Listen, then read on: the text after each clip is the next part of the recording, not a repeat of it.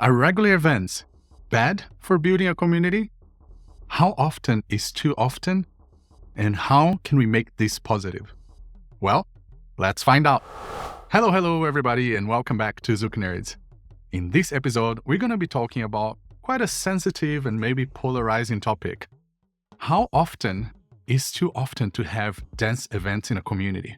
We talk about weekenders, festivals, socials, and how that can impact the community in a negative way, but how to make this better in a positive way.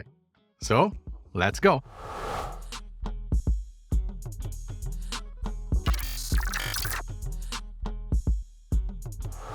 Hello, everybody, and welcome back to another episode. My name is Alisson Sanji, and we have our Master of Masters, Gui Prada, with us here today. Hello, everybody. Excited to be back. Very good episode today.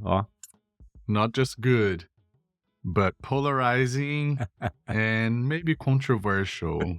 Because as you read in the title, we're going to be talking about how can dance events affect the community in a negative way. Look, we got to be honest. We have to talk about everything. And we've talked a lot about how to grow the community, how to encourage dancers, how to always do something better so we all can grow and have a better experience. But it's not all fun and games, flowers and roses. Well, flowers and roses are the same thing. But anyway, you understand my point, hopefully. How can dance events affect the community negatively? Let me explain. Obviously, dance events can be beneficial to the community. But today, we want to really understand what happens when there are too many dance events. For example, I've coached and helped many communities along the years that in the best of intentions, wanting to grow their local community, they thought, let's bring artists all the time, once a month, artist after artist, or let's organize big events every month to grow the community. And while that generates some excitement and some energy and all of the things that events are good for, as well as bringing artists that maybe wouldn't be there in that community and visiting and inspiring locals, there's also a point where it becomes too much that it actually impacts the local community in a negative way. But how, you may ask? Well, I will explain maybe the first way that I believe and I see with my eyes affecting the communities all the time. Too many weekenders, too many congresses takes people away from regular classes. And why is that bad? Well, if you want to grow a community that has energy and it has volume and is sustainable, you need local teachers that are carrying the flag every single day, putting the work and putting the hours to keep that community alive so then the events can happen. But when it gets to a point where we have too many events, now the local teachers, local school studio owners, organizers, promoters that really need that income to make a living will not have that income because there's only so much money and time that people can spend in dancing. Yes, we hear all the time, oh, we should have more socials. We should have more socials. Let's do more socials. Let's do more classes. Let's do more weekenders. Let's do more festivals. But I'll tell you what, just recently in DC, where we are based, after many years and months of people saying, I want more socials, I want more social, I want more classes, right now, what we're seeing is that people are starting classes and they're having to cancel. They're starting socials, they're having to cancel.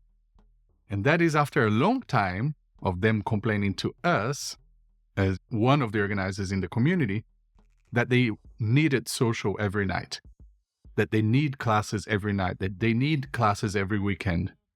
But as we have seen everywhere in the world, there is a limit. Unless really you are in a community that you have more students coming in on a weekly basis than students stopping to dance or moving to another city, which is rare. But I think that's the first thing that I want to talk about in this topic and give a chance to Gui to bring a little bit of his perspective. Otherwise, this is going to be an episode that I'm just going to talk for 2 hours because I have a lot to say. I can see. I can see your passion. I'm just going to mute myself. I can You see go, your Gui. passion. No, I understand because you have been around way longer than I am. Bro, 20 years, and I've helped build communities in Australia, in Asia, in Europe, now the US. So trust me when I at least share what I've lived, because they're not assumptions or scenarios made up in my head. They're things that I see and I saw for the longest time. Yeah, and it's super interesting because the aspect of community building is something that I fell for, mostly maybe on a nostalgic kind of way, because I was part of a school that was big, was large, had all these things happening, and I've had this desire of being able to be in this kind of environment again, this stimulating environment where there's students coming in and out, all these different instructors coming in and out. The beginner students watch the more advanced one dancing and become inspired by them, and vice versa. And the advanced dancers talk to the beginners one. So all this exchange was something that I visioned that one day could happen again. So the community building aspect has this nostalgia involved to me, and I feel really passionate about it. Traveling around, especially in different communities in different parts of the world, and I think we talked about this before in another episode, no? Where there are some ingredients to make it work and there are some ingredients to make it not work. I think we mentioned some episode, I don't remember. Yes. Yeah. And one of the ingredients for it to not work is the excess. Too much events designed for people who already dance and not many events designed to bring new people in. When there's this imbalance, then it becomes some sort of system where there's too many things wanting to bring the same group of people in and not enough to bring a new group of people in. And then when this happens, that's when things start to go down, in the sense that the community finds itself in a place of stagnation. And those who are motivated to teach weekly, which is a hard motivation to have. How many times have I witnessed people who are really excited about starting building a community and excited about teaching regular classes, burning out in the first year? And recently, I was really, really happy to see one of our friends that he started teaching regular classes, and he started to feel how it is to teach regular classes. He started to understand how it is for you to every cycle, every period of classes, you need to like reboot, start again, start from the basics again and again and again and again and again, and having to find ways to stay motivated during this process.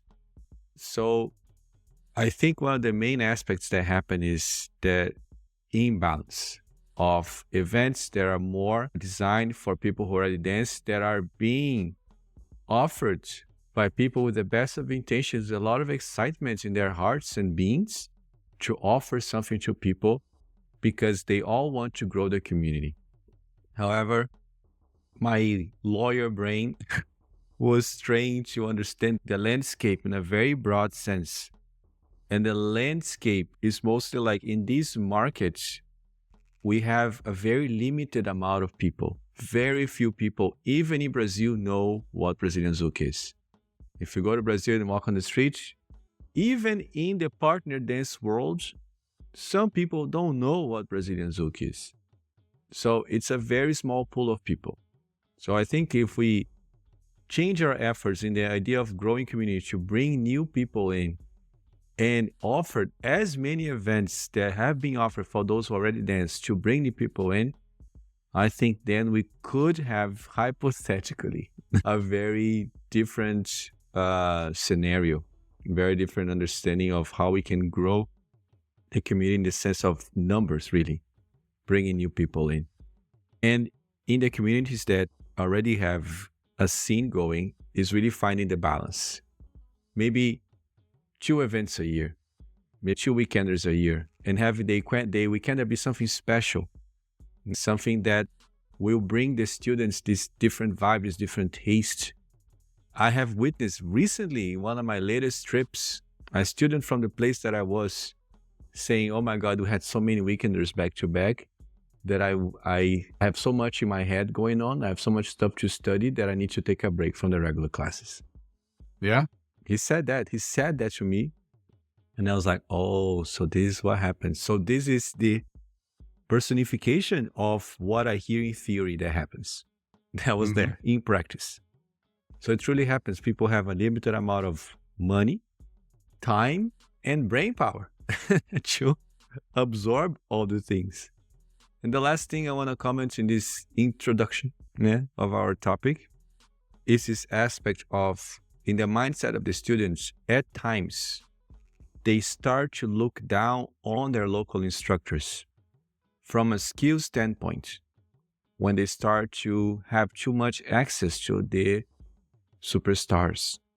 It's sad, that is not nice, but it happens because I have had local instructors from local communities asking me what they need to do to regain their students' trust or regain their students' admiration as reference points, because they started losing it after they saw the super professionals dancing and they started comparing, oh, the super professional versus my teacher. Oh, my teacher is not even close to this person here. They asked me, do you think I need to win Jack and Juice? Do you think I need to do more videos on Instagram? So they are really trying to find a way to get that back, and also for the students to understand that the person that is local there doing the work, they are not professionals because most of the time it's not their full-time job. The professionals is their full-time job. So of course it's going to be rather different. Yeah. But this person that is teaching the local, they might be really good at giving people the feel of the dance, the basic steps, give you all this foundation that will allow you to absorb the content that comes from the pro more efficiently. Yeah. So there's all these things, meu mestre, that we need to just scratching the surface here of this topic. In the end of the day, it's balance. Again, balance. Look, there will be a different teacher for each different phase of your dance career. So yes, your local teacher is your best teacher for the moment that you need to have consistent training. Everybody needs consistent training, but at least in your first few years, I would say first 3 years, you need regular weekly classes before you can just rely on enough knowledge to, maybe spend a month or 2 without classes and go to a workshop and go to a social and still feel like, I got this. But going back a little bit on what you were saying, from my experience, most people who don't run a business or have never run a business will never understand what we're saying, from my experience. Because the people who talk to me and relate, they will say it. They'll say, Alison, I know people are asking you to do this and that and this and that, and they want more of this, more of that. But I have a business, I run this or I run that, I have a shop or something, and I understand why you're not doing it. As a business owner myself, or sole business owner myself, I understand that there is very limited time and resources to offer everything that everybody wants. But unless you have that understanding and knowledge of running a business on your own for yourself and paying all the bills and being solely responsible for the growth and upkeeping of the whole thing, you won't understand it. So a lot of the times, the people who have this feedback and these comments of more, we can do more, we couldn't do more, they work on a salary basis. They don't really have an understanding of the entire machine that it takes to run one weekly social. One weekly social requires at least a full days of work from somebody. Now, that person who is running that one weekly social probably has a full-time job.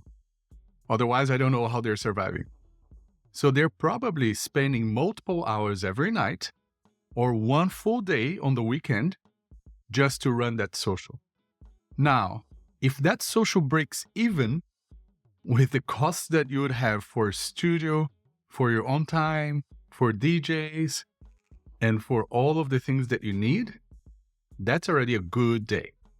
And we're talking about not losing money, but not making money. So this is the reality that we're talking here about. When people see a full social, they think, oh my God, somebody must have made a lot of money.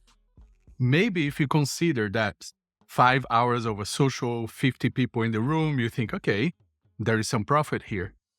Because the studio will be like this much and the DJs will be this much, so there's this much for profit. But the amount of time that you have to spend before that social for promotion, for answering questions like how much is the social when the price is in the flyer, is in the Facebook banner, on the website, on Instagram, but people still ask, how much is the social? What time is the social? When everything is clearly labeled and everywhere. Those are the things that if you never really run a business or a school or anything like that, you probably cannot relate. And I respect and I understand. That's why I'm like, breathe, because I also feel comforted enough to know that there are people that do understand and I can talk to them and feel like, okay, yes, we can understand each other. Yeah. I think I even had the idea one day to create like a network of people, of organizers, of local teachers, just for us to be able to talk with each other and vent from time to time, because it's a lot that happens. In the current landscape of Brazilian Zouk, we are in November 2024. I think we reached, to my understanding, a stabilization in the terms of how much new teachers are coming up, and how much new events are being offered to show those new teachers or make them available to the dancers, to take class with them, to dance with them, all the things with them. So I think like in terms of new teachers coming up into the scene, I think we reach a stabilization now with the numbers we have, because for the good amount of this year, of the last year, I have spoken with organizers so much about it, and they were having a hard time finding time to offer the amount of events that they could be offering based on the amount of instructors that were reaching out to them for weekenders and stuff. So they themselves needed to, establish a limit of how much they can do. So some places that I was talking to decided to do 4 events a year. Some places decided to do 2 events a year. Some places decided that no events this year.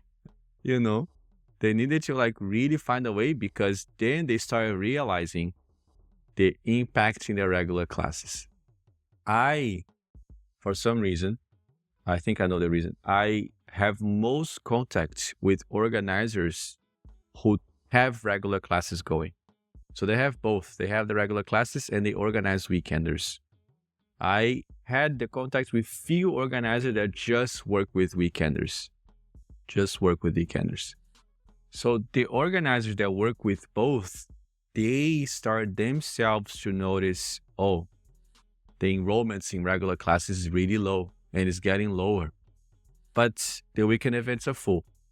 How's that happening? And they need to pay the school or the space to run during the week.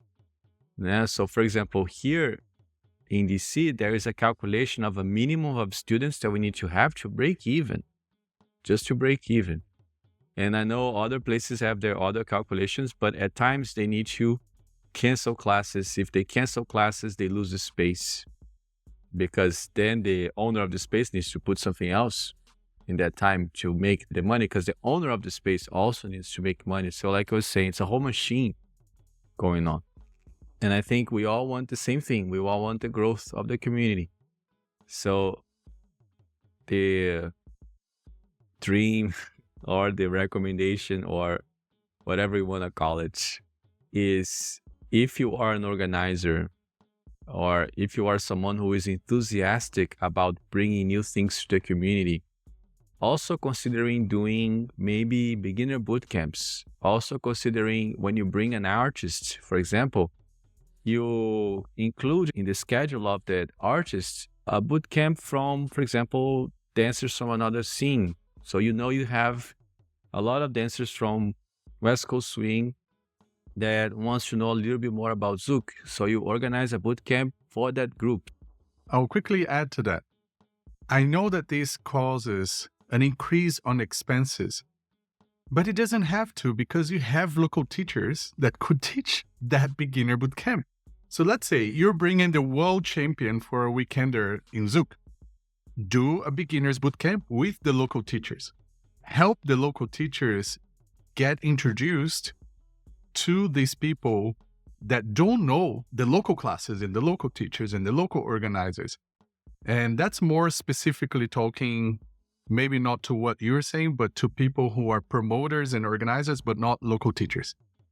Because at least here in North America, there's a lot.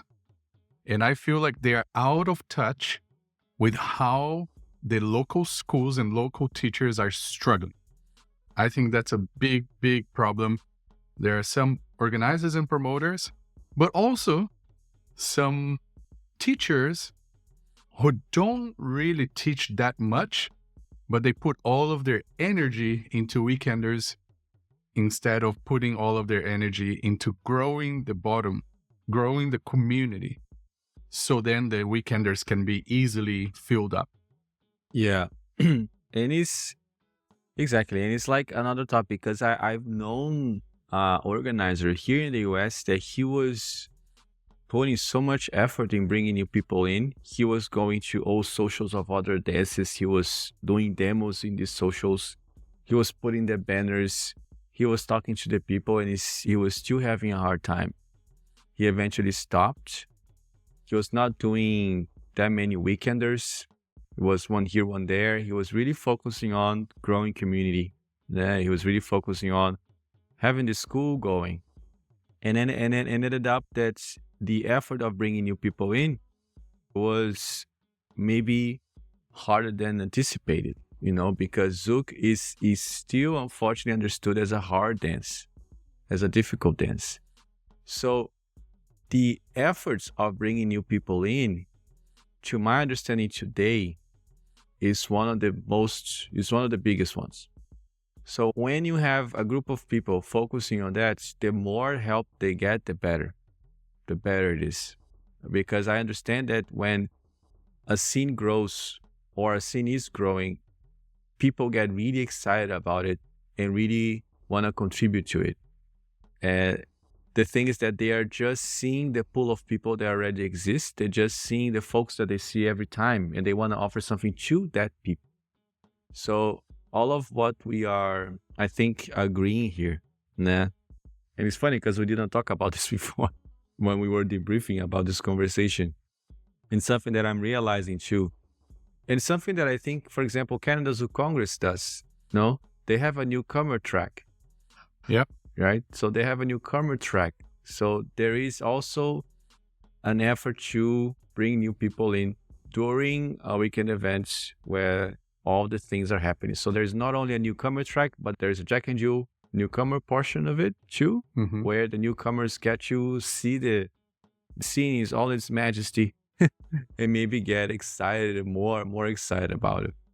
So in the end of the day, some places are struggling, some instructors are struggling to keep the classes running, to keep the classes going. And unfortunately, a lot of them are leaving the community or having to get a full-time job. Like Gui and I, we're very lucky to be in the position that we are, that we're not looking for a full-time job yet. Very, very, very lucky. Super lucky. But unfortunately, I wish I could say it was only a few. That's but true. I have been hearing more and more and more in a very alarming number. Maybe that's why we got to this point where we wanted to make an episode about it, to really bring this topic up to discussion and go to your community leaders and your teachers and ask, like really, really, really ask, what's the reality of the business? And if there's anything, like we have so many people that are so smart that could provide help to us, teachers and community leaders. And honestly, we don't know everything. So we would love help from every corner to grow the community. Yeah. Because think about the economics of this world that we live in, this profession that we are professionals. What I make with the weekly classes sometimes is the same amount that I make with a successful weekender. I have a very successful weekender. In 3 days, I can make this. Yeah, we're talking about a month versus 3 days. Exactly. In 3 days, I can make, in working for maybe 10 hours. I mean, working, like teaching hours, right? 10 hours of teaching hours or something like that. I can make as much as teaching right now. I teach around 9 hours a week, which is, from our dance world, it's a lot because it's 6 classes a week. And I make the same amount sometimes. So also as a teacher, as an instructor, financially speaking, it can be much more attractive financially to teach weekenders back to back to back and rest during the week. So teaching classes weekly, we really don't do it as much for the money. You know, Nope. We really don't. It's for example, a week that I travel, that I stay a week away, or a week and a half, it's like a third of the monthly salary is out, because I'm not teaching those hours during the week. So it's like it's basically paying the rent, a couple of other things, and that's it. So that's something that, as a professional too, I know it can be really, really attractive to teach during the week only, because that definitely is more sustainable financially, in the sense that the income is just better. Again, depends on the kind of events too. Because because I'm talking about weekenders where you are the main teacher, or the couple, the partners are the main teacher. I'm not talking about the big events, festivals and congresses. No, not at all. Not at all. When I think about just very particular about weekenders. So it's something for the teachers also to consider as well, because for us it can be really attractive, the idea of going from place to place teaching weekenders. So my invitation for the teachers is also to maybe have that broader view, and maybe question, when you come in, how is the scene going? Do you guys have regular classes? How is it going? Is there any way that I can help with the topic that I'm teaching? Is there anything you'd like me to teach your students that you think is going to help? Yeah. So having some way to contribute in a way that will work well for that particular scene. And my dream is kind of like starting to happen more or less, is that residencies were something that were more common. Yes. So we could go to a place, live there for 2-3 months, teach the regular class. and stay teaching the regular classes. Come up with an arrangement that could work well financially, that works for both, for everybody that is involved, and then do this work and then offer the beginner classes.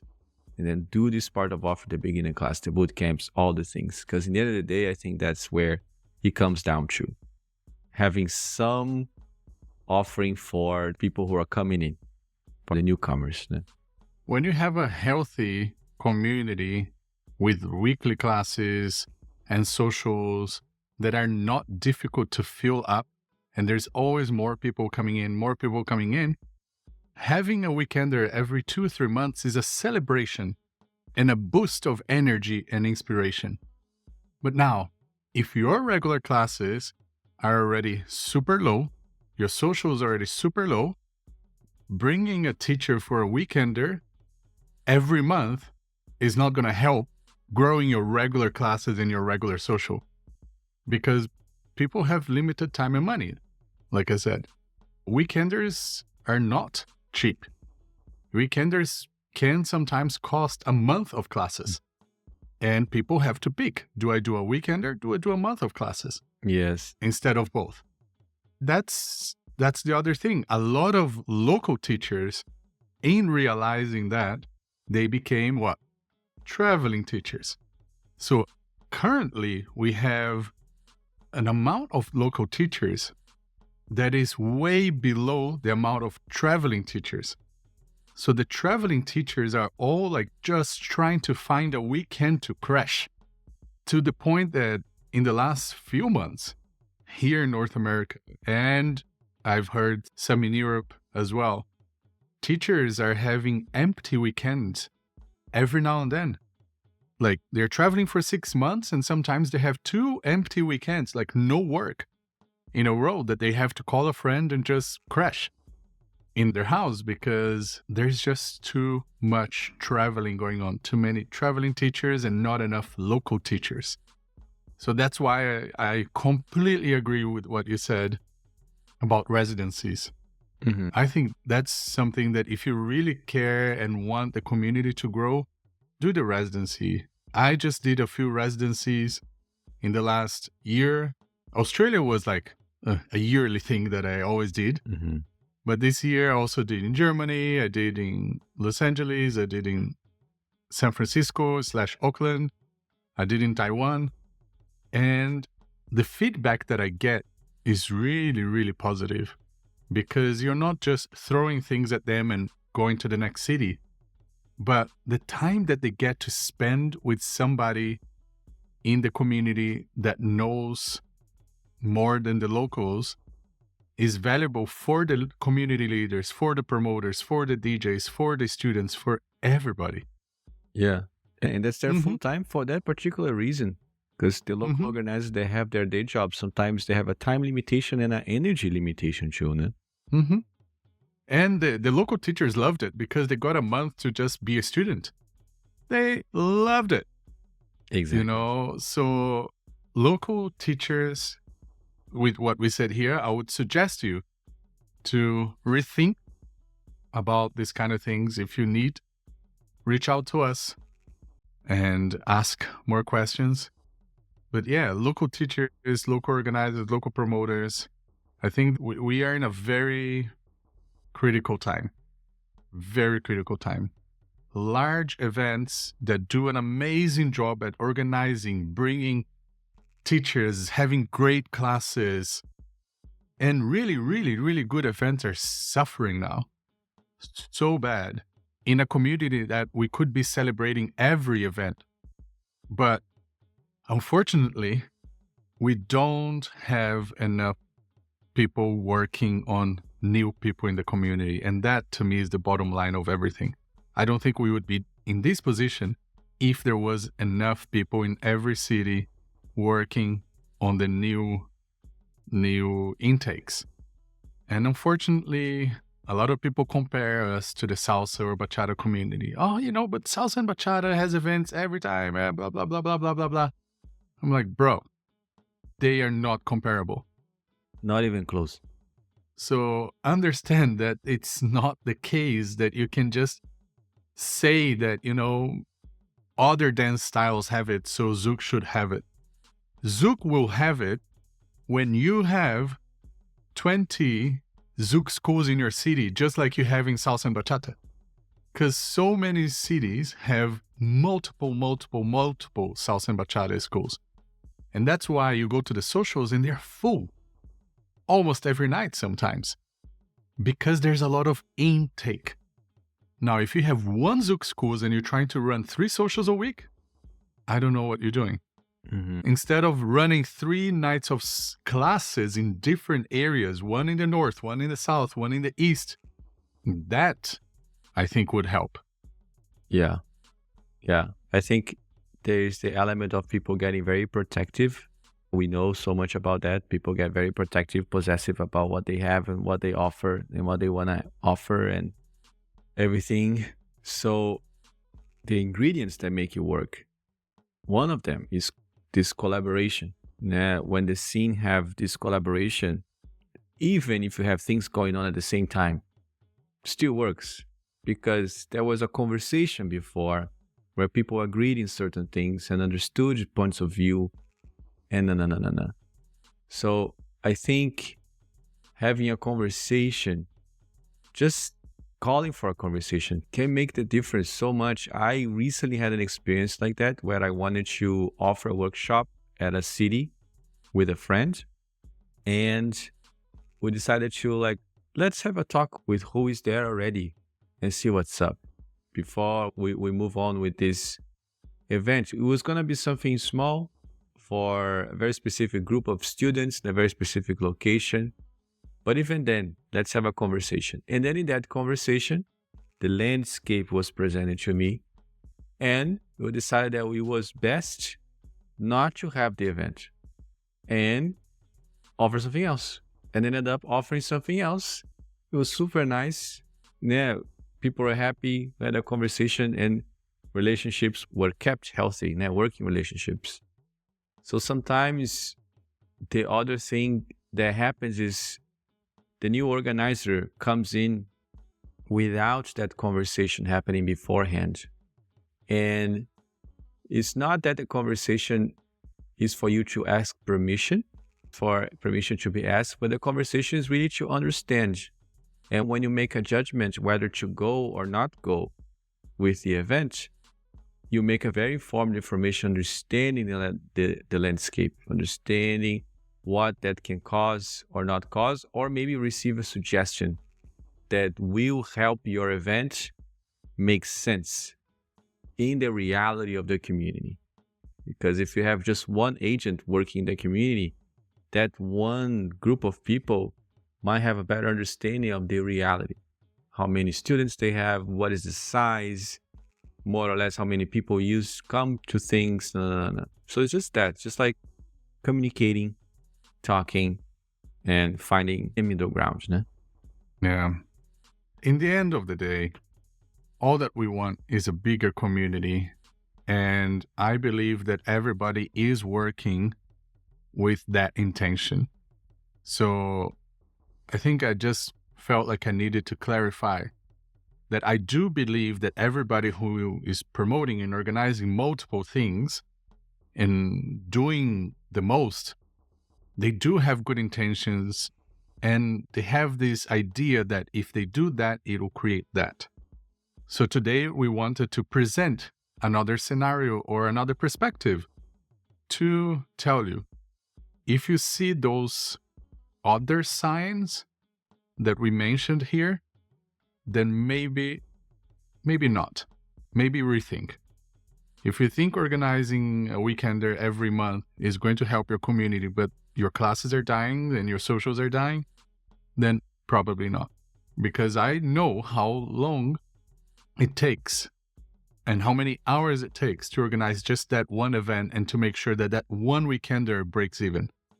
If you put that amount of time and energy in your local classes for 6 months, no weekenders at all, just say 100% of my time will go to local classes, local socials, and making sure that my students feel like a community. Maybe going to parks and hanging out, going to food trucks and whatever. Doing things that build the community. And then you'll see that that time that you're spending to do one weekender a month or one every 2 months or even one every 3 months, focusing all of that time and resources in the community building will then allow you to have those other add-on. I would say weekenders and festivals, they are add-ons. If the community doesn't exist sustainably and healthy, weekenders and festivals are not the ones that are going to save it. And it also happens this really funny thing where you have the festival in a city where most of attendees are not from that city. You have a festival in a city that like the ginormous majority of people came from somewhere else. And you have the locals there in the festival is like a small group of people. So the event is made with the intent of bringing new people in that local community. However, it ends up that it gets full of people that come from another more developed communities. And sometimes people from all these different communities that are smaller congregate on that event. So the event ends up being a place where people can congregate. People can have a good time together learning and enjoy life, but doesn't necessarily have power to grow the community because beginners, people who are coming in, not many of those who are coming in have the courage to go to a big event right away, you know? For example, for many, many years, Prague International Zouk Congress was like the international yearly convention to meet. But if you asked how many people from Prague was in an event with probably 1,000 people, and I did ask because I was there with the organizers, it wouldn't pass 50. On the best year, 50 people from the local community, 950 people from different countries. And it's understandable. Everybody wants to visit Prague. It's a different situation where Prague is more like the location plus a festival to visit and to enjoy as a holiday. But that's kind of just an example that, yes, you can have successful events that are not built from the local community. But again, Prague Zouk Congress ran for maybe 11, 12 years or even more at this point. And the Zouk community has not passed 50 people at any point that I've been back, because that event is not focused on the growth of the local community. It's focused on being an international meeting convention for people to come. Exactly. Completely different. Yeah. And somehow, I mean, not somehow, but the community keeps growing. Brazilian Zouk keeps growing. New people keep coming in. I went to a festival recently at a city that I used to go very often before I traveled, and I didn't recognize many faces there. All new people. So people are still coming in. So there is work being done on that front. The thing is, some of the older communities can suffer greatly with that. Now, some of the communities that have had Brazilian Zouk for 10, 15 years or more still rely on these 20, 30 people. Yeah. It's hard to say, but yes, some of the newer communities, they're actually doing better than the more established communities because they have that blood and that energy of like, let's build the local community instead of maybe in the largest, more established community. It's like, let's be the most advanced, let's be the most international, let's be the most show type of school, you know? Yeah, that's true. It's really interesting now that I think about it. Like, yeah, and the communities that I know thrive, they have very consistent regular classes. And they are very, very mindful about the amount of events they offer. So there is a formula kind of, you know? So it's more like understanding that. And at the end of the day, I think the main takeaway for me is communication, conversation, and mindful attention to efforts to bring new people in as much as their efforts to excite the people who already exist with these events? Reach out to your teachers, to your community leaders. Teachers reach out to the promoters, to the DJs, to the students. So the main reason why we wanted to have this conversation here was to actually bring this topic to the table, because we talk to a couple of people here and there about this because they come to us and talk to us. But in a broad sense, most of the people are unaware of what's going on and how many people in the community who are doing a great job, unfortunately, are not doing well emotionally and financially. So reach out, communicate, and hopefully in not very long, we're going to be in a much better place as a community. And we'll look back and look at the steps that we're taking and make sure that we teach that to the newer generation so we don't fall back into the same hole again. Amen.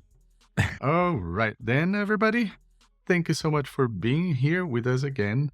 Hopefully this wasn't too heavy of a topic. Apologies for anything that may have crossed the line, but we're here. We are going to be talking about everything. We just want to make sure that we do our best intention to be positive towards the community and our listeners. I agree. Yeah.